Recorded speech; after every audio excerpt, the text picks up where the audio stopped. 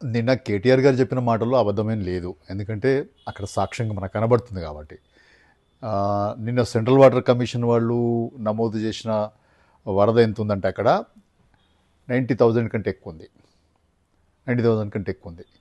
ఎందుకు వస్తుందంటే వార్ధా నుంచి తర్వాత మహారాష్ట్రలో గోసికుండ్ అనే ప్రాజెక్ట్ ఉంది వైన్గంగా మీద.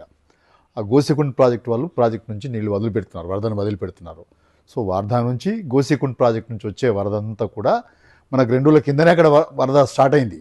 సో ట్రావెల్ టైం మనకు తీసుకుంటుంది కాబట్టి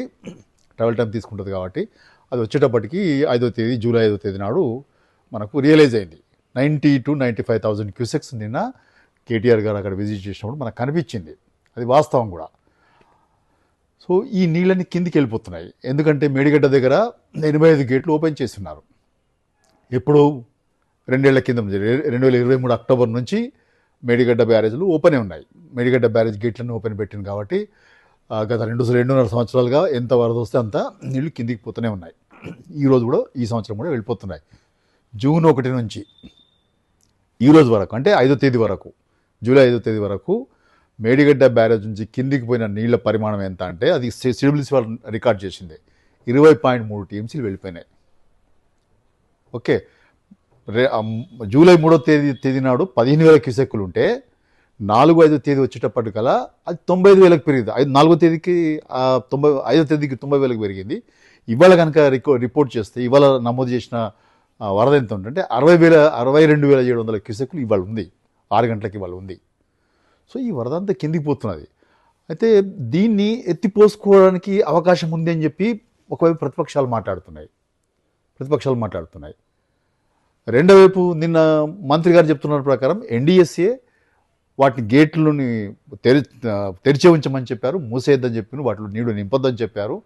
మేడిగడ్డలో ఎట్లయితే సమస్యలు ఉన్నాయో ఈ 2 బ్యారేజ్లు కూడా అటువంటి సమస్యలు ఉన్నాయి. కాబట్టి వాటిని మేము నింపము. ఎన్డీఎస్ఏ సూచనల ప్రకారము బ్యారేజ్లు మరమ్మతులు అయ్యేదాకా మేము వాటిలో నీళ్లు నింపే ప్రశ్నే లేదని చెప్పి నిన్న ఇక్కడ ప్రెస్ కాన్ఫరెన్స్లో ఆయన చెప్పినట్టుగా ఇవాళ వార్తలు రిపోర్ట్ చేసినాయి. నిజానికి ఎన్డీఎస్ఏ వాటిని తెరిచి ఉంచమని చెప్పిన మాట, సూచనలు చేసిన మాట వాస్తవమే. కానీ మేడిగడ్డ దగ్గర ఉన్నటువంటి స్ట్రక్చరల్ డిస్ట్రెస్ అన్నారం సుందిళ్ళ బ్యారేజ్లో లేవు. ఈ సంగతి అందరికీ తెలుసు, ప్రాజెక్ట్ ఇంజనీర్లకు తెలుసు, ప్రభుత్వానికి తెలుసు, అందరికీ తెలుసు. అక్కడ కొద్దిపాటి చిన్న చిన్న బుంగలు మాత్రమే ఏర్పడ్డాయి. ఆ బుంగలని 2 ఏళ్ల క్రితమే సిమెంట్ గ్రౌటింగ్ చేసి, కెమికల్ గ్రౌటింగ్ చేసి ఇంజనీర్లు వాటిని మూసేశారు. ఇక్కడ ఏం స్ట్రక్చరల్ డిస్ట్రెస్ లేదు. అక్కడ బుంగలు కూడా ఇప్పుడు లేవు. అవి 2 ఏళ్ల నుంచి వాటిని కూడా మనము నింపుతలేం కాబట్టి అక్కడ సంగతులు ఏమో మనకు తెలుస్తలేవు. నిజంగానే నీళ్ళు నింపితే ప్రమాదకరమైన పరిస్థితి వస్తుందా, నీళ్లు బుంగలు ఇంకా ఉన్నాయా, పోతాయా లేదని తెలుసుకోవడానికి అక్కడ నీళ్ళే నింపలే కదా. కానీ ఇంజనీర్లు చాలా స్పష్టంగా చెప్తున్న విషయం ఏంటంటే, ప్రభుత్వాన్ని కూడా చెప్పారు వాళ్ళు, మనకే కాదు బయట మాట్లాడితే కూడా వాళ్ళు చెప్తారు, పర్సనల్గా వెళ్ళి ఎన్డీఎస్సీ వాళ్ళకి చెప్పారు, అందరికి చెప్పారు.